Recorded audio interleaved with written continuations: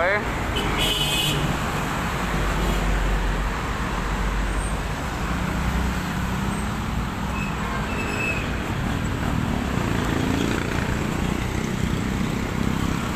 So ito kuya, walang tama to. Ito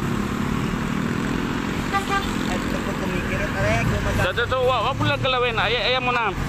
Oh, kasi kailangan ano yan eh, lagyan ng brace yan para hindi magalaw. Oh, so ano? Kuya Joe, tawagan mo si Kuya Joe. Tawagan niyo po yung kakilala ninyo na kailangan po yung motor. May kumuha. So ito yung nakabike, sir. Konting lamog lang naman daw. Kaya lang may bukol siya. So may gamot tayo dito pero hindi na to kuya, hindi naman sugat no. Oo, yung ano lang, kaya lang yung bukol. May mga gamot naman ako. Oo, ito may konti akong dito. Yung ano lang, Ano? agwa, para lumisin ko lang. Sige. May bula ka dyan? Dali, andito pa. Lumisin ko lang, di ba? Oo, ano lang. Mga butok, ay mga ano eh. Oo. Yung ano niya, mga buhangin. Tingin na nga kung bulak ka. Bulak ka. Hindi, anak tayo. Ganun lang talaga, tinintiyan eh. Oo. Kita ko naman talaga siya, paano? Kaya nagpumiting nga ako ng preno, kunti. Lagyan mo na lang ng ano nito. Buksan mo ito. Ganun nga rin ako dyan. First aid, ganun. Oo. Kailangan natin ito sa mga daan. Oo. Marami na rin ako nadaanan ng mga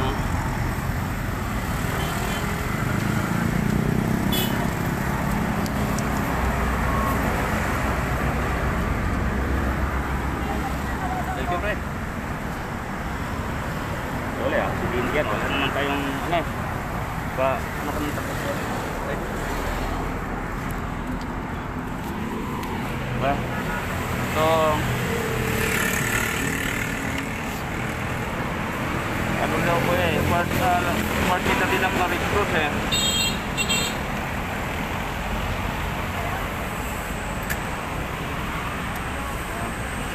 So ina-apply natin ng ano.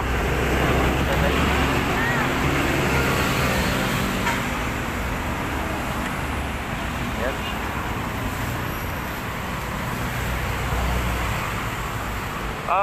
Andito ngayon sa ano to? Sa may C5. Malapit sa ano? Elevated flyover. Ayan.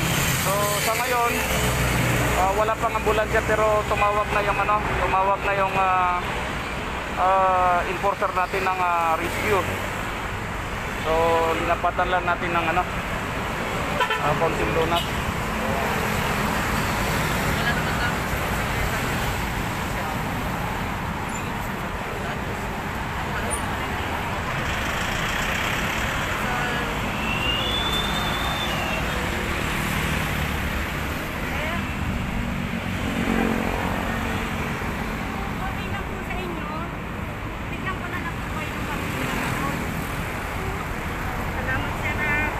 Ano?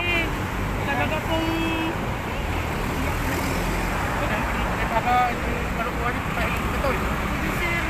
Sige, di bawal po kasi maano yun eh. Matulog pa. sige ate, mas ano yung pressure eh. Ano nyo? Doon lang kayo, hindi malsik eh. Okay na yan, malaki na nga yan. Pero lang ako eh, hindi na ko hindi nyo.